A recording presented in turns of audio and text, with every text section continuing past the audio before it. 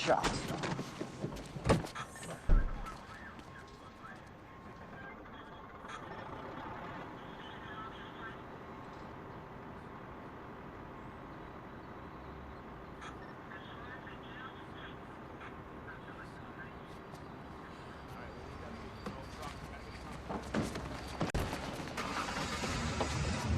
Fuck was that?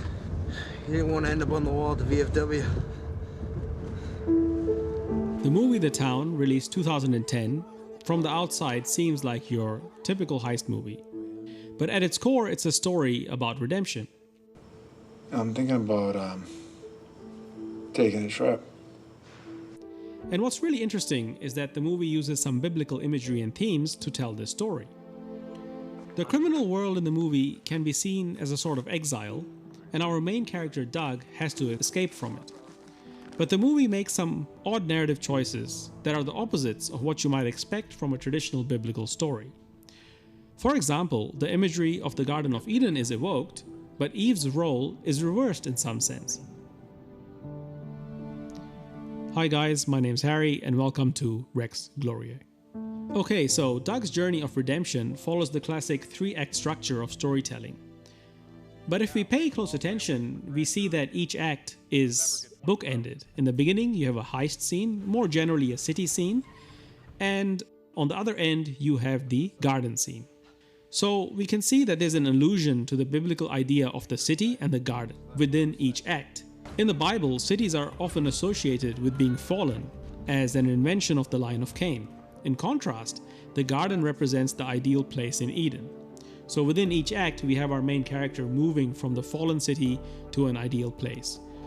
So these garden scenes in the movie are particularly important because they show Doug undergoing transformation and progress in his journey towards redemption. They tell themselves they're going to change their life one day, and they never do. I'm going to change mine. So in the first act of the movie, there are two very important scenes that reveal to us Doug's journey of redemption. The first scene, which was actually cut from the theatrical release, is when Doug and Jem go to visit a drug dealer. Here they buy some drugs and they flip it for a profit. A part of this profit is paid to the local crime boss Fergie, another part they show is used for, let's say, sinful behavior. So this shows us the inverted hierarchy that Doug inhabits. He takes from below, he gives above, but who's above is somebody akin to the devil. Geld the horse with a knife or with the chemicals.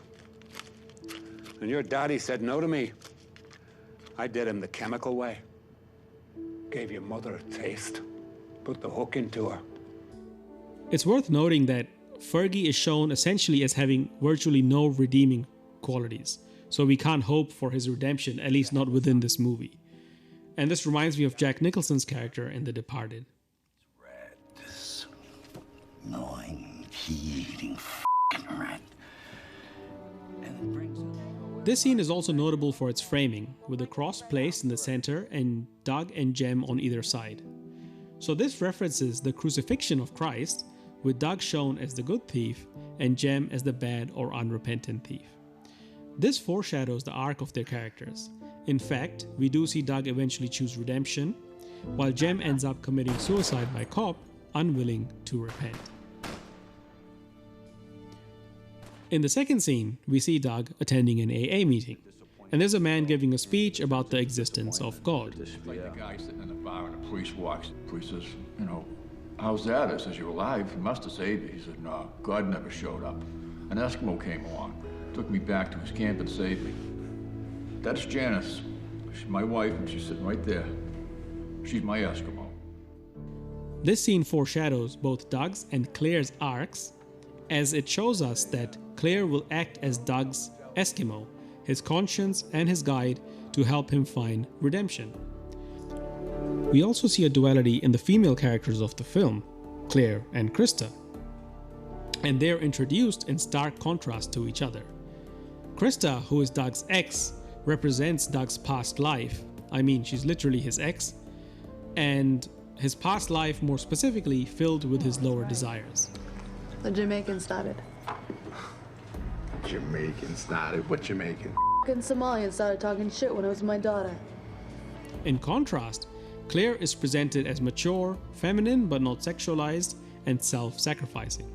I volunteer at the Boys and Girls Club in Charlestown. Oh, yeah? Yeah. She then acts as the agent that draws Doug forwards and upwards towards his higher virtues.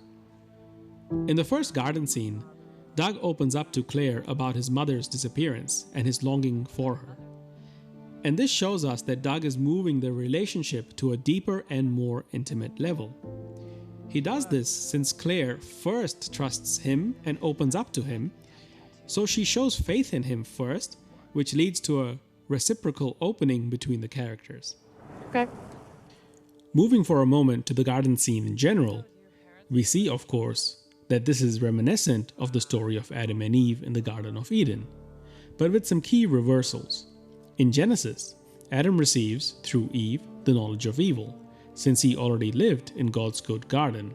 In the town, Doug receives, through Claire, the knowledge of good, since he is living in Cain's fallen city.